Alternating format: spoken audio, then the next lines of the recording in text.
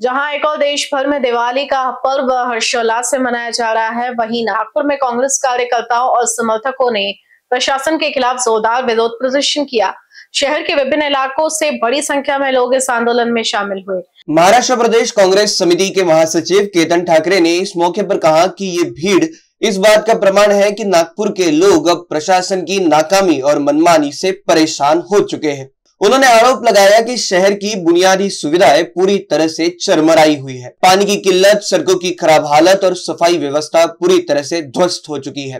ठाकरे ने आगे कहा कि प्रशासन गरीबों, बेरोजगारों और ठेले फेरी वालों पर अनधिकृत कार्रवाई कर रहा है। यहाँ तक कि कई लोगों पर बिना वजह आपराधिक मामले दर्ज किए जा रहे हैं, जिससे वे भय और तनाव में जी रहे हैं। उन्होंने चेतावनी देते हुए कहा, यदि प्रशासन ने आम जनता की समस्याओं पर तत्काल ध्यान नहीं दिया तो कांग्रेस और भी बड़ा आंदोलन छेड़ेगी। समोरे जावं लागेल। नागपूर शहराची हवालदिल झाली आहे। दिवाळीच्या लोकांच्या घरासमोर आहे, गटर लाईन तुंबलेले आहे।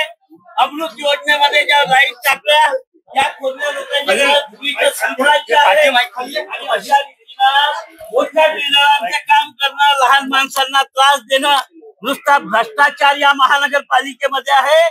आयुक्तांकडे वारंवार तक्रारी करून सुद्धा कुठलाच फायदा होत नाही आणि म्हणून आम्हाला हा पवित्रा घ्यावा लागला।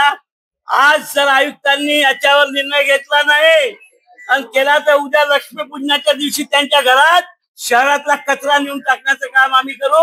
आम्ही गुगल लोकेशन सहित सांगितलं की कचरा कुठे आहे, गड्डे कुठे आहे, परंतु तरी महानगरपालिकेच्या प्रशासनाला जर जाग येत नसेल याचा जाब या आयुक्तांना द्यावा लागेल। आणि म्हणून आज आम्ही दिवाळीच्या दिवशी यांना सांगायला आलो, उद्या तर लक्ष्मीपूजन आहे।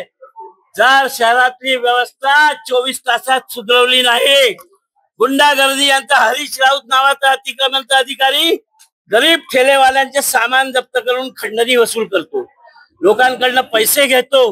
फायर मध्ये एनओसी द्यायचे पैसे लागतात, मॅप सँक्शन करायचं टाउन प्लॅनिंग मध्ये पैसे लागतात।